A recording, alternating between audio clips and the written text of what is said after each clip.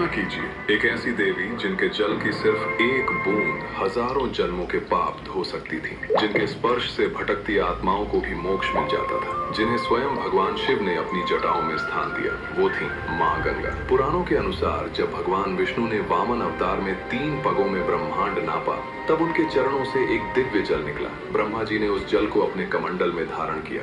वही जल आगे चलकर गंगा बना। स्वर्ग में गंगा का अद्भुत वैभव था। देवता उनका सम्मान करते थे, ऋषि उनकी पूजा करते थे। लेकिन धीरे धीरे गंगा को अपनी शक्ति पर गर्व होने लगा। उन्हें लगा तीनों लोकों में उनसे महान कोई नहीं। उसी समय धरती पर राजा सगर ने अश्वमेध यज्ञ शुरू किया। इंद्र डर गए और यज्ञ का घोड़ा चुराकर महर्षि कपिल के आश्रम में छुपा दिया। राजा सगर के 60,000 पुत्र घोड़े की खोज में वहां पहुंचे और क्रोध में कपिल मुनि का अपमान कर बैठे। बस फिर क्या था, कपिल मुनि ने आंखें खोली और एक ही क्षण में 60,000 राजकुमार राख बन गए। उनकी आत्माएं युगों तक भटकती रहीं, क्योंकि उन्हें मोक्ष दिला सकता था सिर्फ गंगा का जल। सगर के वंश में कई पीढ़ियां बीत गईं। फिर जन्म हुआ भगीरथ का। उन्होंने प्रण लिया, मैं गंगा को धरती पर लाकर रहूंगा। भगीरथ ने हजारों वर्षों तक कठोर तपस्या की। अंत में ब्रह्मा जी प्रकट हुए। उन्होंने कहा, गंगा धरती पर तो आएंगी, लेकिन उनका वेग पृथ्वी सह नहीं पाएगी। उन्हें केवल शिव संभाल सकते हैं। तब भगीरथ ने महादेव की तपस्या की। शिव प्रसन्न हुए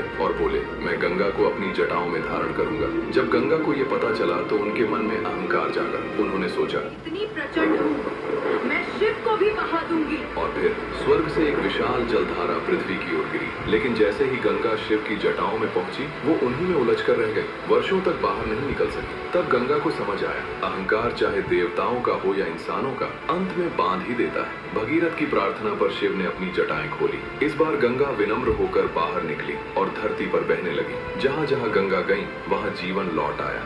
सूखी धरती हरी हो गई। लोगों ने उन्हें माँ कहकर पुकारा। आखिरकार गंगा उस स्थान पर पहुंची जहाँ 60,000 आत्माओं की राख पड़ी थी। जैसे ही गंगा का जल राख को छुआ, आकाश प्रकाश से भर गया।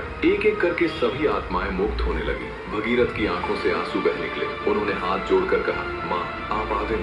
आज भी गंगा बह रही है। हर लहर में करुणा है, हर बूंद में मोक्ष है और हर प्रवाह में माँ का आशीर्वाद है। जय माँ गंगे।